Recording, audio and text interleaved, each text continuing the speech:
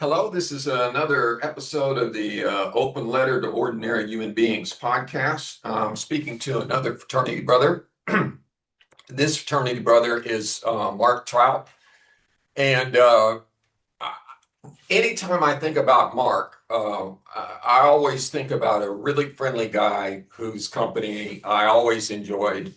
And I felt so fortunate, number one, not to be blackballed and to get into the fraternity, and then to help rush cool guys um, like Mark Trout and Tony Lyons and Mark Stewart and some others who came on later who were a blast to hang with every Thursday night when we had parties. So, how have the last 40 years been, my friend? Man, not they've been good, but I tell you what, it's hard to beat those early years, and I appreciate you. You mentioned rushing me. I probably wouldn't have joined SIGEP if it hadn't been for you. You were one of the main ones that talked to me about it, so I appreciate that. And man, that was a lot of good memories we had over the years, parties, and not just parties, but other. That's what I tell people. I've taught at a university for a while, and sometimes students will ask me about, being in Greek life. I say, the parties are great, but it's more than that. It's being a part of something. It's making lifelong friendships and connections. I say, people talk about that, and I think at your age, I mean, the students' age, they kind of, just kind of whiff at that. Oh yeah, that's just, talk. But it's not talk. I mean, here we are, like you said, 40 years later, and we're still connected, as we both are with a number of people that we were in SEGEP with. Yeah. Yeah, it's something that you can't really buy. And for me, I was raised as an only child, even though I was the fifth child my mother had. Um, Her first four children were taken away by the state of New York, which is a fact that I did not discover until within this past year, and I'm 60. I'll be 61 next month. So I had a psychotic break in November of 2024. And I got to tell you, brother, if you ever have a psychotic break, and I don't know if you have, I hope it is as gentle and as entertaining as mine was, because I heard a voice inside my head that I realized that's not my voice. And the voice said the most ridiculous thing ever that just killed me. It said, "You're cool." And that destroyed me because I'd spent most of my life really resenting and had some hatred towards my birth parents, my biological parents, whom I left when I was 13 years old to go live with my grandparents. And I was fortunate to be able to do that. But since then, this last year or so of recovering, the reason I'm talking to you now is because I had that psychotic break. And because I'm reaching out to people to connect in real time who may one day be a potential audience, for the novels I write. So I've dedicated the rest of my life, however much time I have left on the planet, to writing novels and doing podcasts and just trying to trust my unconscious mind and the creative process as much as possible. That is great. Yeah, I'm glad to hear that. And I read part of your novel, and so I'm looking forward to reading the entire work. And so, when you get that all finished and everything, I'm looking forward to reading that.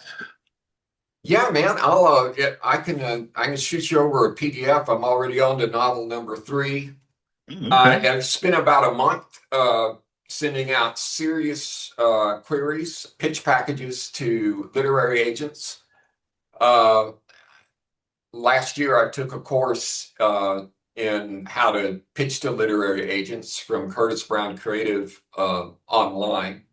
They're a literary agency based in London.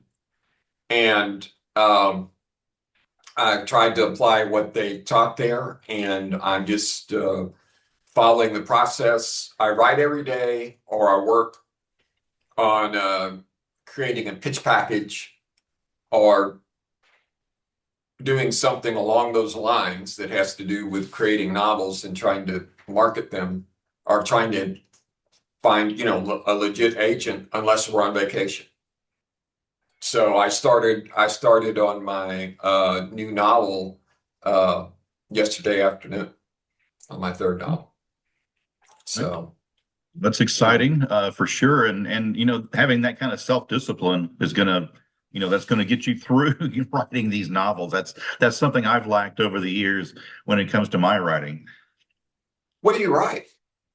I do have a blog, and it's kind of it started out as being a single father kind of blog, but it also incorporated some of my how can I say it, sense of humor, and that's either a Mhm. good thing or a bad thing, however you want to look at it. And I did have a book come out with a number of those blog posts in it.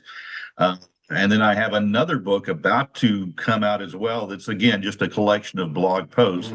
Mhm. My second one is more on the humorous side than it is on being a single dad. The first book a little bit more serious, but as my kids have gotten older and have moved onward, not onward to eternal life, but onward to their own Mhm. lives. Mhm. Yeah. I focus more on just kind of the humorous takes on life, and some of my dating adventures as a middle-aged single guy who is average looking at best, is the way I put it, and so it's led to some interesting stories over time.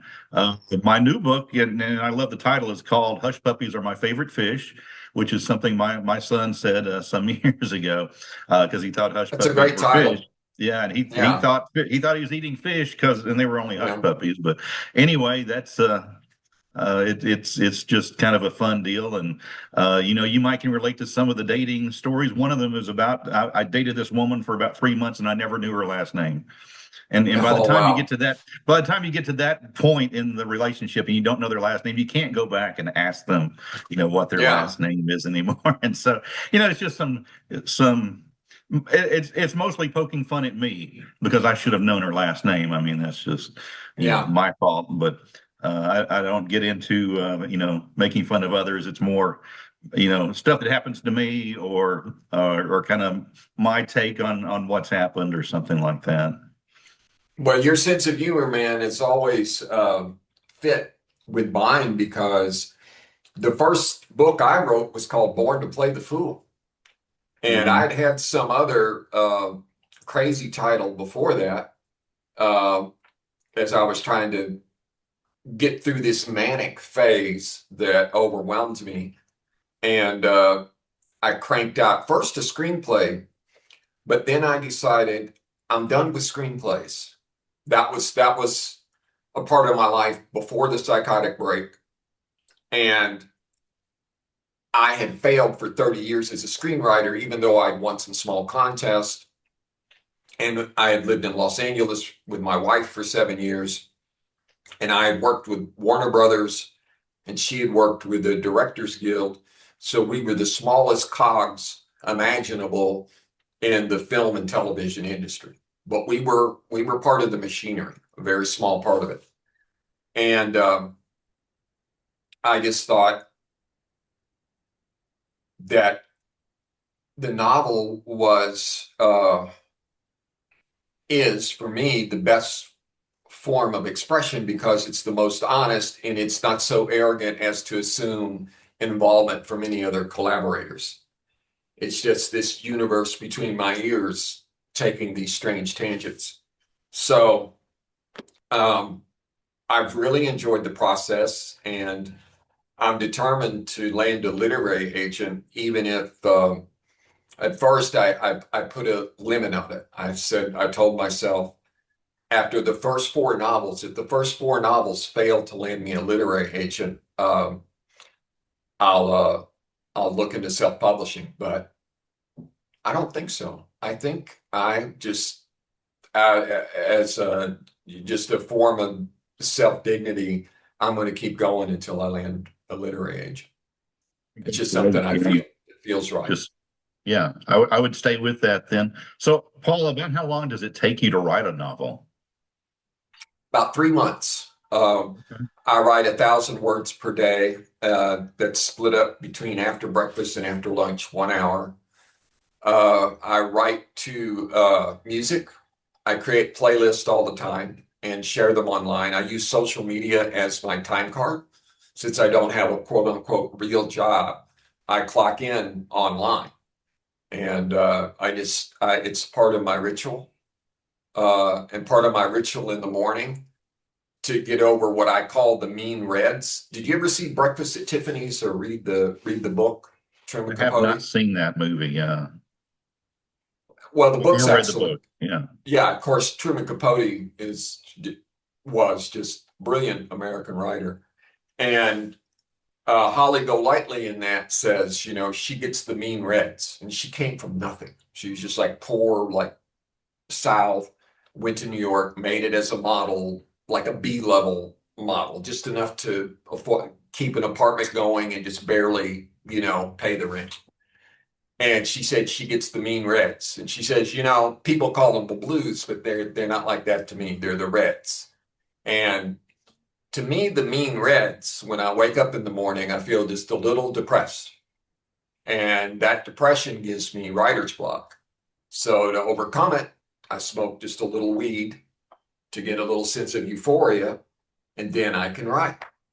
So when I get my euphoria going, I get my chatterbox going, I feel like I can tap into my uh, unconscious mind. And I feel like if I can tap into my unconscious mind, I can tap into some universal truths about the human experience.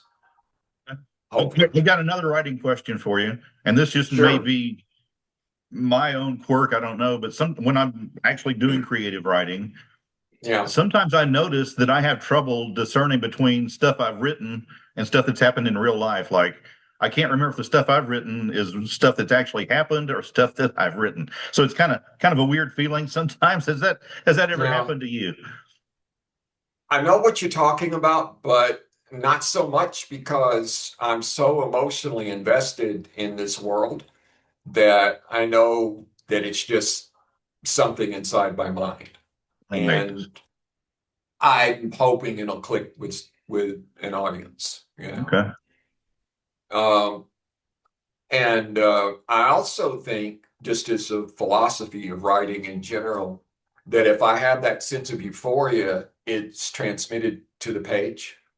And Mhm. I think joy is probably the most important element to have stamina, to be able to finish one novel after another and just keep going through the grind, even though if one were to look at it like a math equation, one would say, well, these days, mostly the big five publishing companies, they're looking for celebrities. They're looking for some Yeah. type of uh, intellectual property that has a pre-sold concept. And all my stuff's original. So how are you going to do that? And for me, my argument is, well, nothing's really original. It's just the job of an artist to hold up a mirror. And is my mirror shiny enough for you? Do you like the light that you're cast in when you look into my mirror? It's And it's kind of gotten to the point where I mean, there's not any new storylines. I mean, and that's been the case no, for years and years. But no, it's I just mean, taking the because same basic it's plots and changing the them. thing, the things that interest human beings, the elemental stories, man versus nature, man versus man, survival, all that stuff.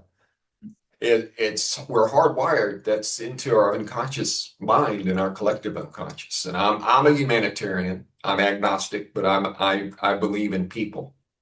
And I capitalize when I write. I capitalize human being and I lowercase God because my argument is that I believe human beings have created gods.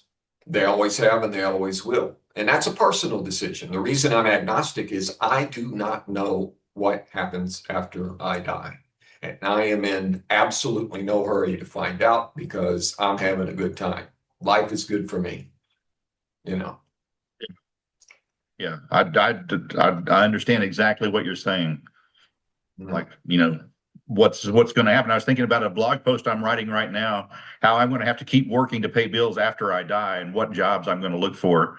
after I die to make some extra money before I can actually move That's a on great to the next concept. I to hope the you, next I life. hope you Yeah. come up with a good title with it for that, man, because I think you may have a novel in that should you want to It's pursue it. possible. Yeah. There was it kind of reminds me of a South Park episode about these time travelers, these blue people that came back to the current time and the dimension that the present was for South Park. And these blue people, man, all they wanted was a job because in the future, overpopulation was such a serious problem that unemployment had skyrocketed. So these people had gone back to the past just to have a Hmm. job to pay the bills. And I love Yeah. that because it's so down to earth and believable. Like if that Yes. technology existed, that's probably what people would do. That they would. Yes. Go back to a time that the economy's booming, and go back and Yeah, get a job and bring that money, bring that money yeah, back. So yeah, yeah, man. that'd be awesome. Yeah, So I got another writing question for you. I see Billy sure. Joel in the background, the album. Is that Yeah. what I was going to ask you? What kind of music you like to listen to when you're writing? You Is Billy know, Joel one of them, or is it pop, or is this it is going something to else? be a very strange, convoluted answer, and I appreciate your patience, which is something else. It's coming back to me. Our friendship as fraternity brothers, your infinite patience with my bullshit, my weirdness. But I decided as I was recovering from this psychotic break and my wife, all the kind of shit I put her through because it was not pleasant. Um, Yeah, and as I was telling myself, I've got to do something to not be crazy and to be cool around other people. And, this is safe where you and I are talking over Zoom here, right? So my mind is connecting to another presumably sane mind. So anyway, I was thinking about as a humanist and as a Freudian and as a Jungian, I sought my own meaning for what my voice was telling me, this you're cool. And it hit me instantly because it was pretty tragic. What it meant was that my father, who was a very charming pimp and heroin addict and substance abuse counselor, and people loved him. He had this energy like Robin Williams. He would light up a room when he would go into it. That I was always jealous of that because I went into a room, people want to jump out a window, and that's not he. that's not true. Well, it was for 18 years when I was a police officer. The parties would get quiet real quick when I showed up. But anyway, I had this chip on my shoulder that was so petty as a human being because my ex-wife, who I got her into genealogy, believe it or not, uh, had looked up that I remember growing up till I was about 6. I had some contact with my big brother and my big sister, Joe and Liz. And she had discovered, oh, I want to say 6 or 7 years ago, like right after my current wife and I moved to Europe in 2018. My ex-wife, I think around in the middle of the pandemic or the start of it, right around 2020, said, "Hey, I found Joe's phone number if you want it. He lives in California." And I was thinking, well, shit. Had I known that when I was in LA, I could have called him and we would have been in the same time zone. So I decided to contact him. So I left a voicemail and he contacted, and he's a shy dude and he doesn't, want to talk much. But we do communicate regularly through email. And if you look at my Facebook page, that guy that's the lead singer there and the band, The Destroyed, that punk band, that's my big brother. He's the lead okay. singer, songwriter of that band. And it's so strange because for my daughter and my stepdaughter, I've communicated with them for years through music because I am swayed by great lyrics that they haunt me. And what I listen to is all over the map because what I want is something that feels honest and timeless. So if I could recommend any one album to you in the in fact, you know what? I'm going to send this to you on Facebook as we're talking. Do you listen to Spotify? Do you use it? Not very often. I do listen to Apple Music, but not usually Okay. Spotify. Okay, well, I'm going to send you the Spotify link anyway. And if Okay. you want to look it up and find the equivalent somewhere, the Okay. album is called Damn by Kendrick Lamar. Are you familiar with it? I am familiar with Kendrick, but not necessarily Yeah. that particular album. My son's a big fan of Kendrick Lamar. Yeah. Well, talk to your son some about Kendrick Lamar because I think this is probably the best album of the 21st century so far. Um, Hang on, let me find this here. I'll send it to you on Facebook. Okay. Yeah, that's the Spotify link. I'm sorry, it's just easier because I don't know if YouTube would have the full album or not. But Okay. that's the Spotify link to Damn. Okay.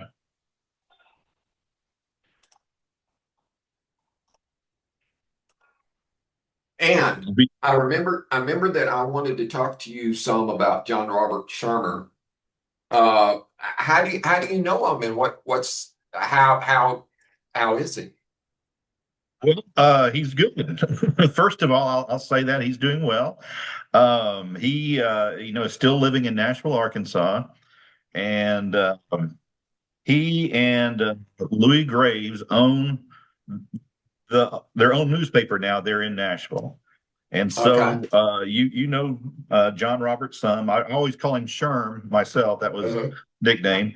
And so I know him because I worked for them for a brief time after I graduated from Henderson, writing sports. And Okay. I'll never forget. Somehow Louis got my name from somebody there at Henderson that I had written sports, but I had never written any sports before. I'd done Hmm. some broadcasts, but not any actual writing. And he's showing me around the newspaper the day I'm interviewing. He says, "This is all going to come back to you in no time." I'm thinking, there's nowhere it's going to come back from, Yeah. You But, know, but you know I what I think happened, my friend? I think they confused the two of us because I used to be the sports editor for that John could Robert be Sharmer's weekly high school paper, and we both lived that in could be Henderson, yeah and probably yeah yeah, because I took that to her. yeah. I know And what you're so talking about. I got that job and I worked there for about a year. And Sherman and I became friends, and we continued to become friends. And I got a job teaching high school for a short amount of time, and they hired me back part time just to do sports.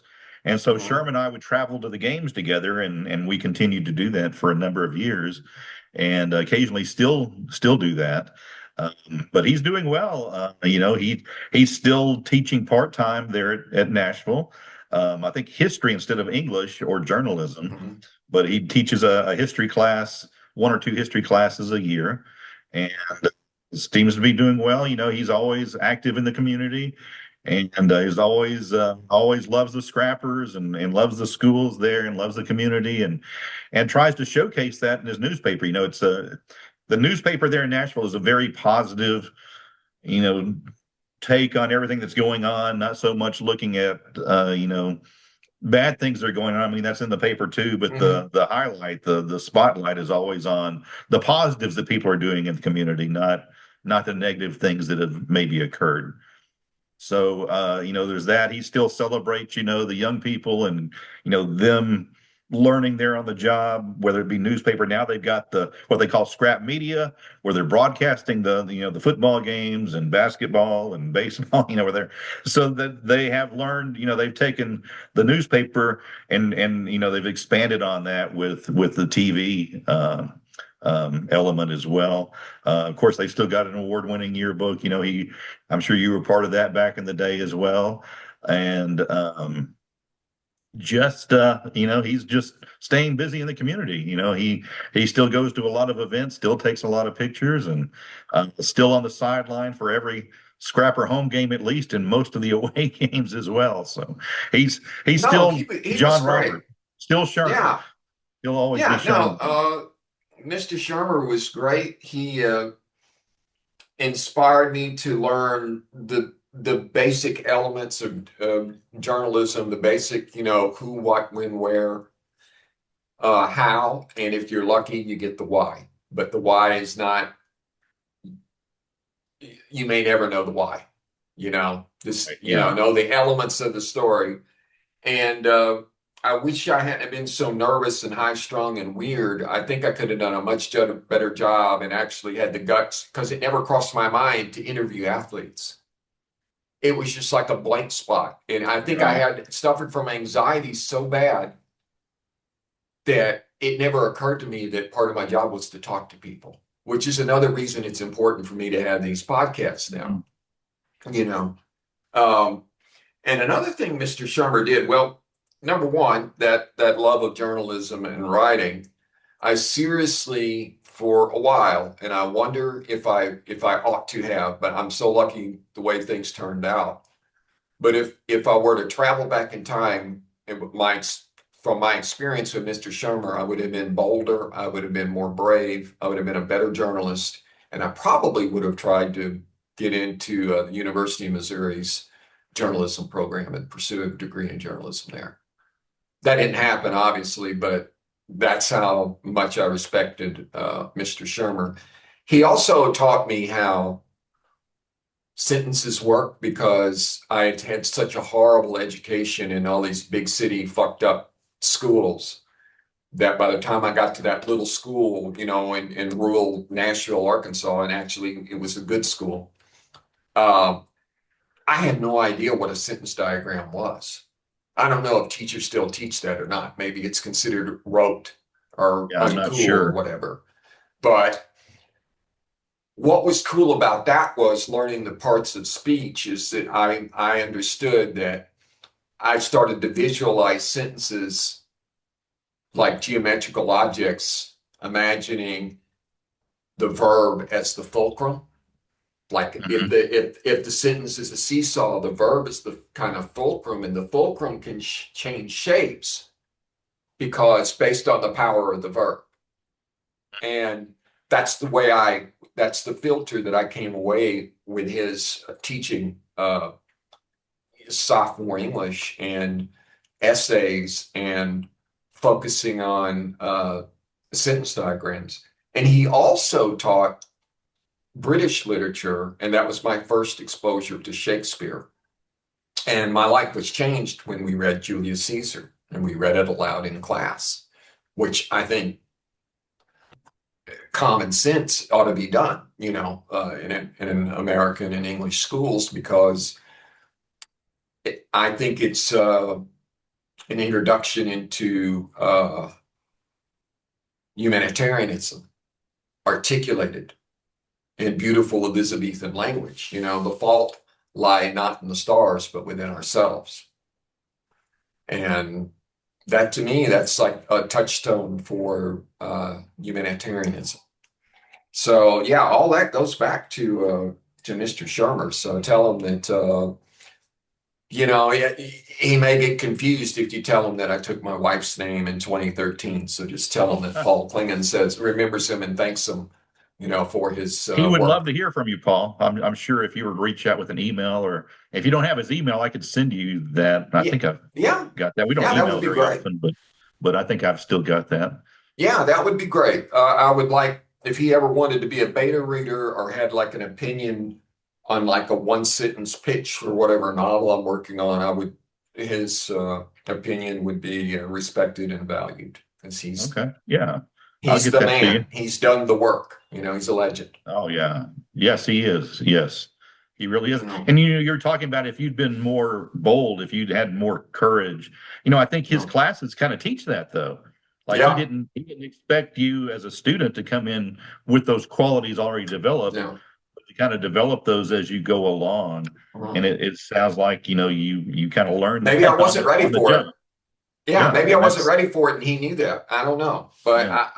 I wish he would have pushed me to say, hey, I taught you how to do an interview. You need to start interviewing people, but we never had that conversation, unfortunately. But he, yeah, I use his teachings, every day, particularly with what can be a very elegant thing, the sentence. I now, I can, if I need a short sentence, short syllables, uh, I do that uh, with a poetic weight of like one syllable words.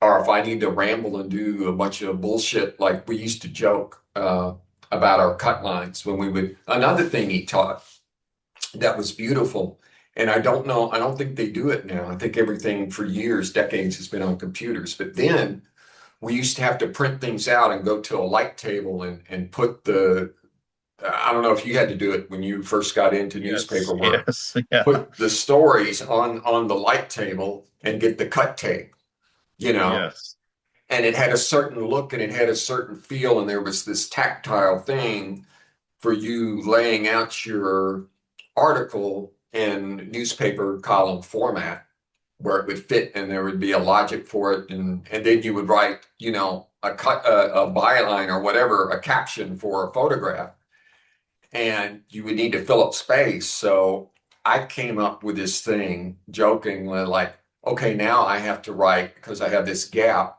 I have to write this William Faulkner cut line here to fill up this space underneath this photograph. And it would be like one long sentence with like, semicolons and, right, yeah. in dashes and whatever to complete the thought to fill up the space. It's a lot different with computers now because you can, format it Yeah. on the screen. Whereas when Yeah. we were doing it back in the day, you had to, like you're saying, you had to make stuff Yeah. fit, and sometimes that Yeah. wasn't always the easiest thing to do, unfortunately. Yeah, I think there was more white space back in the day, like more awkward white space that you just couldn't explain away. You couldn't just say, "Oh, I think that lets everything breathe." No, you just you Yeah, didn't fill it up yeah. right. I think you're exactly right. So Sherm always liked it because I was driving a VW Beetle back in the day. That was the Yeah, first thing he said about me. He says, "I know you're a good person because you drive a VW." yeah.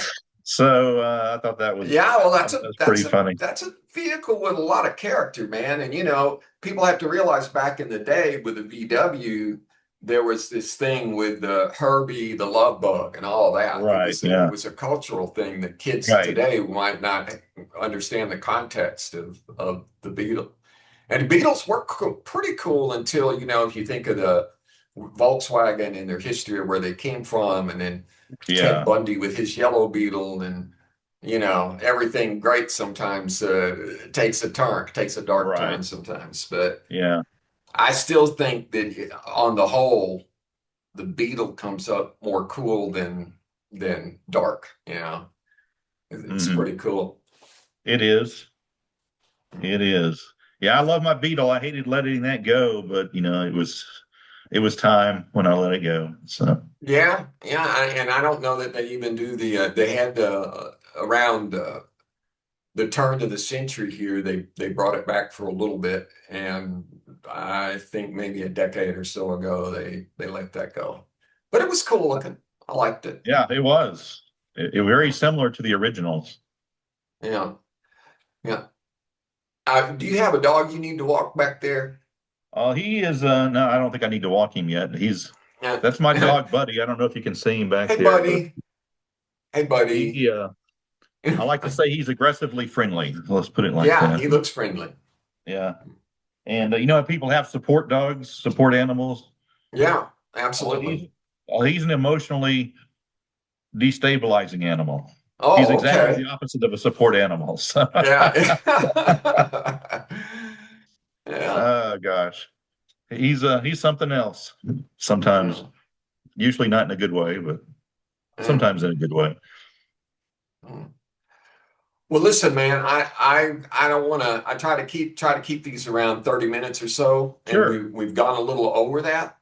Is there anything on your mind that you would like to ask, or is there any chance I could persuade you, or perhaps a cool date that you make with your fascinating dating life to make a trip to Europe and maybe visit us here in I'd Rotterdam? love to. That'd be awesome. Yeah, I'd love to do that. Mm. Maybe sometime. What month is this? June? Maybe Yeah, either later this fall or sometime early in 26 or 27. Excuse me. I got to think what year yeah, we're in. yeah. No, man, it's time keeps on slipping into the It future, does, man. doesn't it? Yeah, yeah, exactly. Okay, man, this means so much to me, and it's funny, 40 years goes by like that, and it's like we picked up mid-conversation, like It we're back really at the is. frat Yeah, house, man, it which is it very really cool. is. Yeah. Yeah, That's the thing I remember most, about being in the fraternity is not the parties, not, road trips or anything, but just sitting around with people like you and just visiting on a daily basis. That was what I always yeah, enjoyed most. And sitting on the porch or sitting inside and just yeah. visiting about stuff and just talking about stuff. And Paul, I really appreciate you asking me and, inviting me to be on Hey, your man, podcast. thank you so much for your time, and I'll and send me that information, and I'll I be a sure will. pest, and I'll let you know where I'm going with how novel number three is coming along. Man, I'd love to read it when you get it finished. Thank you so much. You take care, my All right. friend. Thanks, Paul. You too. Bye bye. Bye bye.